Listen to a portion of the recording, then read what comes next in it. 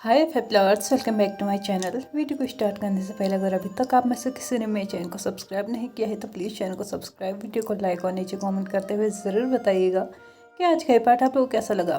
तो चलिए painful love का नेक्स्ट पार्ट स्टार्ट करते हैं। लास्ट पार्ट में हमने देखा था कि फाइनली लैन ब्रदर्स ने अपना प्यार जो था वो तो रियलाइज़ कर ही लिया था, लेकिन अब उन्होंने कन्फेस करने के बारे में भी सोच दिया था। लैन वांग जी भी लाइब्रेरी में ये सोच रहा था कि अब उसे कुछ ना कुछ करके अपनी फीलिंग्स विंग को जाहिर करनी ही होंगी, लेकिन थोड़ी ही देर के बाद वो फिर से लाइब्रेरी का डोर ओपन होते हुए देखता है। उसे लगा था कि शायद इस बार कोई और होगा, लेकिन यहाँ पे एक टेंस्ड एक्शंस के साथ उसका ही ब्रदर वापस लाइब्रेरी में पहुंचा था। जैसे ही वो वहाँ पे पहुंचा उसने देखा कि लैनवांग जी उसी को देख रहा था। वो लैनवांग जी की तरफ कदम बढ़ाते हुए उसके आगे बैठ गया। लैनवांग जी ने अपने भाई से पूछा कि वो अचानक से वापस क्यों आ गए। वो तो अपने दिल की बात बताने गए थे ना। तो यहाँ पे लैन सिचेन एक गहरी सांस लेते हैं। उसके बाद लैनवांग जी से बोलते हैं, गया तो था, लेकिन एक्चुअल में मैं इस सब में एक चीज़ तो भूल ही गया। मुझे नहीं लगता कि हम दोनों कभी एक हो पाएंगे। क्या तूने सुना नहीं, जब तुम्हारे और उसकी शादी की बात चल रही थी उस टाइम पे मैडम यू को लगा था कि शायद तुम उनके घर में जाके रहोगे, उनके सेक्ट में जाके रहोगे, और उनका बेटा जो कि आने वाले टाइम पे उस सेक्ट की जिम्मेदारी निभाएगा। लेकिन मैं पहले से इस सेक्ट का क्लैन लीडर हूँ। मेरे साथ ऐसा कैसे हो सकता है? इस सारी बातों में मैं तो ये भूल ही गया कि मेरी यहाँ जिम्मेदारी ज़्यादा है। मैं इस वक्त उस सब चीज़ों के बारे में नहीं सोच सकता। लैन वांग जी अच्छे से देख सकता था कि उसके ब्रदर एक चीज़ के पीछे किसी और चीज़ को छुपाने की कोशिश कर रहे हैं। अभी उनके आगे लैन सेक्ट की जिम्मेदारियां हैं, तो वो इन जिम्मेदारियों के आगे जैन चेंग को पीछे रख रहे हैं। क्या ये सही कर रहे हैं? लैन सिचेन ने एक वीक स्माइल हंसते हुए अपनी बात को कंटिन्यू किया। शायद कुछ टाइम के लिए सही मैं अपनी भावनाओं में बह चुका था। शायद मुझे इस सब के बारे में नहीं सोचना चाहिए था, लेकिन फिर भी मैंने किया। हो सकता है कि मैं जैन चेंग को भुला जाऊं, लेकिन उसके साथ शादी शायद ये नामुमकिन है। इस जन्म में तो नहीं है। यहाँ पे लैन वांग जी जैसे जैसे लैन सिचेन की बातों को सुनते जा रहा था, वो वैसे वैसे देखते जा रहा था कि बातें करते हुए उसके ब्रदर की आंखों में हल्की सी नमी भी आ रही थी। कहीं ना कहीं इस बात को लेके या इस मैटर को लेके लैन सिचेन बहुत ज़्यादा सीरियस हो चुके थे। बट शायद उनका सोचना भी कुछ गलत नहीं था। जो पहले से ही सेक्ट के क्लैन लीडर हैं, वो आखिरकार किसी और से शादी कैसे कर सकते हैं जो कि खुद आने वाले टाइम में अपने सेक्ट का क्लैन लीडर होने वाला है। तो क्या इस स्थिति में उनका उस इंसान से किसी भी तरीके की अफेक्शंस रखना, किसी भी तरीके के उम्मीदें रखना सही होगा? बहुत सारी चीज़ें थी जो इस वक्त लैन सिचेन के दिमाग में चल रही थी। हालांकि इन सारी चीज़ों को समझाने की कोशिश लैन वांग जी कर रहा था। लैन वांग जी धीरे धीरे अब जब बात आगे बढ़ ही रही थी तो उसने भी बोलना शुरू किया और उससे बताया कि ऐसा कुछ भी नहीं है। हो सकता है कि आने वाले टाइम में मैडम यू का माइंड चेंज हो जाए। हो सकता है कि वो उस सेक्ट की जिम्मेदारियां भी जैन चेंग को दे। हो सकता है कि वो यहाँ पे आपको रहने के लिए मना ना करे, लेकिन हाँ, एक चीज़ तो क्लियर है कि अगर आप उसके साथ ना रहे तो आप किसी और के साथ भी नहीं रह पाएंगे, क्योंकि आप शायद ये भूल चुके हैं कि हम लैन सेक्ट वाले हैं और एक ही बार प्यार करते हैं। इसलिए मुझे लगता है कि आपको भले ही बाद में जो भी चीज़ें होंगी उन्हें देख लिया जाएगा, लेकिन इस वक्त उससे जाके अपनी फीलिंग्स को जाहिर कीजिए, वरना बहुत ज़्यादा देर हो जाएगी। यहाँ पे लैन सिचेन ने जैसे ही लैन वांग जी की बात सुनी तो लैन वांग जी की तरफ देखते हुए उन्होंने आंसर किया, अभी तक मुझे भी यही लग रहा था कि बहुत देर हो जाएगी, लेकिन मुझे नहीं लगता कि अब जल्दी करके भी कोई फ़ायदा होगा। हम दोनों का एक होना कहीं से कहीं तक किस्मत में नहीं लिखा हुआ है, और मैं नहीं चाहता कि मैं बिना मतलब की उम्मीदों को अपने दिल में लगा के रखूं। इससे तो अच्छा है कि मैं एक ही झटके में मान लूं कि हम दोनों कभी एक नहीं हो सकते। यहाँ पे लैन सिचेन ने अपनी नज़रों को नीचे किया और कुछ हाइड करने की कोशिश की, जो कि अपने ब्रदर से हाइड करने की कोशिश कर रहे थे। लैन वांग जी ने अपने ब्रदर की तरफ देखते हुए बोला, तो क्या ये आपका फाइनल डिसीजन है? क्या आप सच में बिल्कुल भी कोशिश नहीं करेंगे, या फिर आप कोशिश करने से डर रहे हैं? आपने अभी तक एक बार भी कोशिश नहीं की, एक बार भी ये जानने की कोशिश नहीं की कि जैन चेंग क्या चाहता है। हो सकता है कि आपके लिए वो अपने घर वालों को मना ले, या फिर हो सकता है कि हमारे पास कोई और रास्ता भी हो, लेकिन इसका मतलब ये नहीं है कि आप अपनी इच्छाओं को इस तरीके से मार देंगे। और वैसे भी अभी आपके पास वक्त है, हो सकता है कल तक आपके पास वक्त ना बचे। इसलिए इन सब चीज़ों के बारे में सोचने से अच्छा होगा कि इस वक्त आप जाइए और उसे बताइए कि आप उसके लिए क्या फील करते हैं, क्योंकि अगर आपने अभी ये नहीं किया तो आप कभी नहीं कर पाएंगे। और रही बात बाकी सारी समस्याओं का, वक्त आने में उनका निदान भी हो जाएगा, उनका भी समाधान निकाला जाएगा। लेकिन इस वक्त सबसे बड़ी समस्या यही है कि आपको जैन चेंग से बात करनी चाहिए, ना कि यहाँ पे रह के ये सोचना चाहिए कि कल के दिन सेक्ट का क्या होगा, उसकी जिम्मेदारियों का क्या होगा। अगर एक बार आप दोनों के दिल मिल जाएंगे, आप दोनों एक दूसरे से बात करेंगे, तो इसका समाधान भी आप दोनों निकाल सकते हैं। अब ऐसा तो नहीं है ना कोई भी समस्या बिना समाधान के ही उपज जाए। हर समस्या अपने साथ अपना समाधान लेके भी आती है, और हो सकता है कि वो समाधान आपको भी मिल जाए। इसलिए कोशिश कीजिए कि पहले जैन चेंग से बात करें। कहीं ऐसा ना हो कि समय सच में इतना निकल जाए कि आपके पास समय ही ना बचे। इस वक्त तो जैन चेंग आपकी बात सुन सकता है, आप दोनों कोई समाधान निकाल सकते हैं। अगर एक बार उसने अपना मन बना लिया तो आप दोनों समाधान तो क्या, एक दूसरे से बात तक नहीं कर पाएंगे, और ये शायद आपको बिल्कुल भी गवारा नहीं होगा। इसलिए जाइए, उसे मनाने की कोशिश कीजिए, बाकी चीज़ें आने वाले भविष्य के लिए छोड़ दीजिए।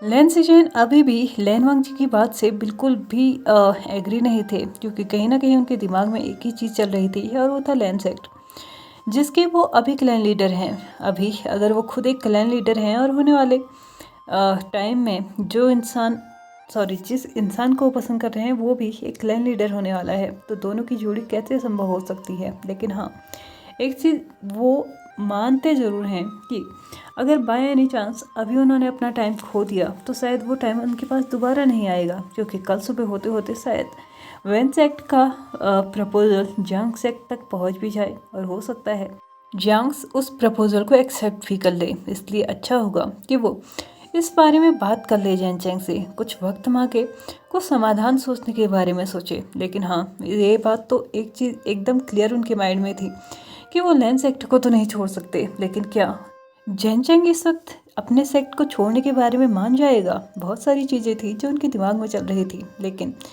इन सभी चीज़ों को परे रखते हुए उन्होंने इस वक्त डिसीजन लिया कि ठीक है, ज़्यादा ना सही लेकिन हाँ, कुछ बातें तो जैन चेंग से कर ही सकते हैं। एटलीस्ट उस वेन सू को दूर रखने के लिए तो कर ही सकते हैं। यहाँ पे वो फिर से लैन वांग जी की बात से एग्री होते हैं कि हाँ ठीक है, वो उससे बात करेंगे, लेकिन हाँ, इस मैटर में फ़िलहाल कोई बात नहीं की जाएगी। फ़िलहाल बस वो उसके साथ कंफर्टेबल होने की कोशिश करेंगे, या फिर उसको खुद के साथ कंफर्टेबल करने की कोशिश करेंगे।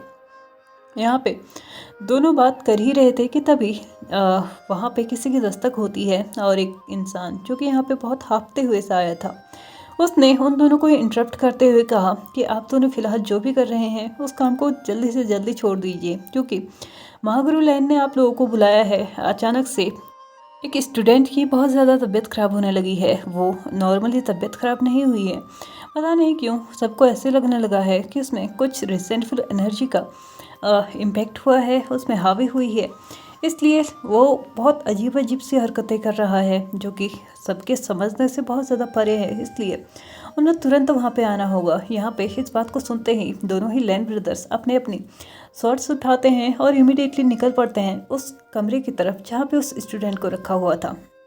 वहाँ पे जाके वो देखते हैं कि सभी लोग उस स्टूडेंट को कन्वेंस करने की कोशिश कर रहे हैं, काम करने की कोशिश कर रहे हैं, लेकिन वो एक अजीब तरीके की हरकत किए जा रहा था, मानो वो जैसे कि उसकी पूरी की पूरी बॉडी वाइब्रेट कर रही हो, और बहुत ज़्यादा आंखें उसकी रेड हो चुकी थी। यहाँ तक कि उसने अपने बाल तक खोल लिए थे। उसके बाल जो हमेशा बंधे रहते थे, उसने अचानक से उन बालों को खोला था, और यहाँ तक कि अपने वेस्ट पे बंधी हुई बेल्ट और अपने हाथों पे लगे हुए उस कपड़े को तक निकाल दिया था, जो कि उसने टाइटली बांधा हुआ था। लेकिन हाँ, इस चीज़ को देखते हुए एक चीज़ तो यहाँ पे श्योर हो चुकी थी कि वो इस वक्त अपने आप को किसी बंधन में नहीं रखना चाहता। सभी लोग इस चीज़ को देख के काफ़ी डर चुके थे, क्योंकि फिलहाल किसी के पास कोई समाधान नहीं था। महागुरु लैन बहुत सारी स्पेल्स पढ़ रहे थे जिसके चलते वो उसे कंट्रोल कर सके, लेकिन वो हो नहीं पा रहा था। बहुत सारे लोग अपने अपने एंड से कोशिश किए जा रहे थे, लेकिन शायद कोशिश करना और कोशिशों का काम करना दोनों ही बहुत अलग चीज़ें हैं। बहुत सारे लोगों ने बहुत सारी कोशिश कर ली थी, लेकिन अंत में बारी आई विंग की। विंग जो कि अभी तक अपने कमरे में था, हालांकि उसे पता चल चुका था कि यहाँ पे क्या सिचुएशन हुई थी, लेकिन हाँ, वो अपने कमरे में बैठ के कोई आराम नहीं फरमा रहा था। वो इस समस्या का समाधान ही ढूंढ रहा था। विंग ने जैसे ही इस बारे में सुना तो कहीं ना कहीं उसे पता चल चुका था कि इस वक्त उसे क्या करना चाहिए। फाइनली विंग उस कमरे में एंटर करता है। उसने सभी को उस इंसान से दूर हो जाने के लिए बोला, और यहाँ पे स्पेल पढ़ते हुए उसने उसकी चेस्ट पे एक ताबीज प्रेस किया, जिसके चलते वो एकदम से शांत तो हो चुका था, लेकिन अब उसकी नज़रें जो थी ना वो चारों तरफ घूमने लगी थी और आंखें एकदम रेड थी।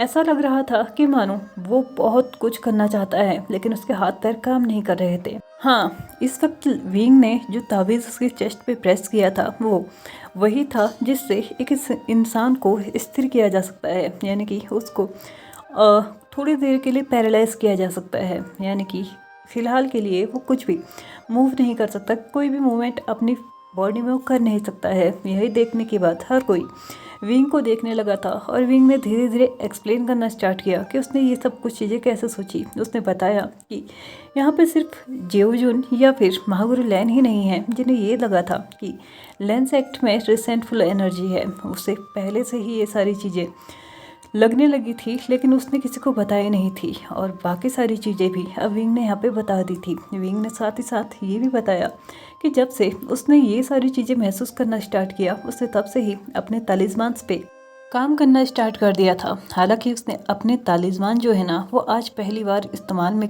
लाया है, लेकिन वो नहीं जानता था कि इसका सच में कोई असर होगा या नहीं। लेकिन अभी देख के लगता है कि शायद इसका असर हो रहा है, लेकिन अभी भी वो श्योर नहीं है कि इसका असर कितनी देर तक होगा। इसलिए मुझे लगता है कि तालिस्मान के असर खत्म होने से पहले हमें कुछ कर लेना चाहिए। उसने लैनवांग जी की तरफ इशारा किया और उसके बाद उसके पाउच की तरफ इशारा किया। उस पाउच में हमेशा से ही लैनवांग जी अपनी गुजिन रखता था, तो ऑफकोर्स सी बात थी, लैनवांग जी समझ चुका था कि अब उससे क्या करना है। उसने पाउच खोला, वहाँ पे अपनी गुजिन को लेके आया और उसके बाद उसे बजाना स्टार्ट किया। विंग ने भी यहाँ पे उसका साथ देते हुए अपनी चेंजिंग उठाई, और चेंजिंग उठाने के बाद उन दोनों ने ही एक कामिंग सा म्यूजिक बजाना स्टार्ट किया।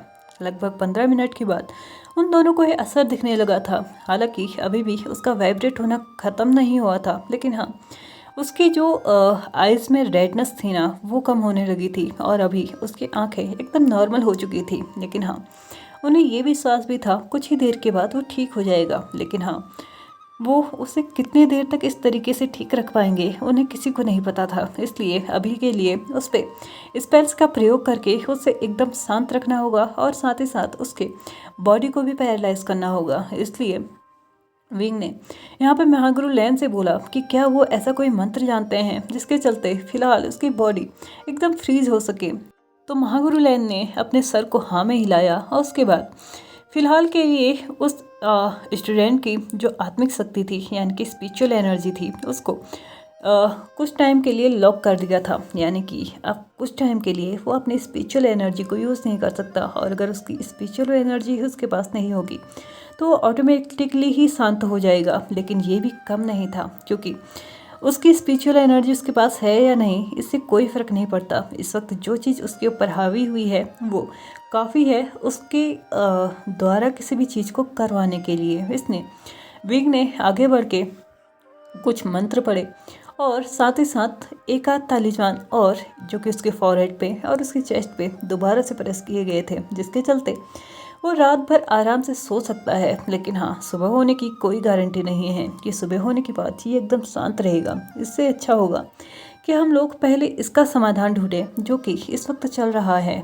अगर सुबह होने तक हम समाधान ढूंढ लेते हैं तो शायद ये बच सकता है, वरना इसी तरीके से अगर हम इसको फ्रीज करते रहे तो इसकी जान पे भी बनाएगी, जो कि एकदम गलत होगा। किसी की जान हमारी वजह से जाए, शायद ये हद से ज़्यादा गलत चीज़ हो जाएगी। इसलिए फ़िलहाल के लिए हमें सोचना होगा कि हम क्या कर सकते हैं। हाँ, कुछ टाइम के लिए ये शांत रहेगा, और हो सकता है कल सुबह तक के लिए ये आराम से सोए रहे। और हाँ, ध्यान दें कि ये तालिस्मान इसके शरीर में से दूर ना हो। अगर ऐसा हुआ तो ये उठ सकता है और उठने के बाद लेंस एक्ट में तबाही बजाना स्टार्ट कर देगा। अगर हमें लेंस एक्ट को तबाह होने से बचाना है तो उसके तालिस्मान्स को कोई भी हाथ नहीं लगाएगा। विंग ने यहाँ पे सबको वार्न करते हुए बोला कि गलती से भी इन तालिस्मान्स को उसके शरीर में से बिल्कुल भी ना हटने दे। यहाँ पे हर एक चीज़ शांत हो चुकी थी, वो स्टूडेंट भी शांत हो चुका था अभी तक, जो कि उसके फेस पे एक एंगर दिख रहा था, एक गुस्सा दिख रहा था, रेडनेस थी उसकी आंखों में, और साथ ही साथ उसकी बॉडी भी जो वाइब्रेट हो रही थी वो भी अब शांत हो चुका था। वो एकदम जैसे कि एक इनोसेंट सा बेबी सोता है ना, वैसे ही सो रहा था। उसे देखने के बाद सभी लोग यही सोच रहे थे कि अभी अभी इसके साथ क्या हुआ। क्या सच में ये इतना भयानक था कि एक शांत रहने वाले व्यक्ति को, एक साधारण से दिखने वाले इंसान को उसने इतना भयानक कर दिया? क्या सच में ये यिनलुई का प्रकोप था?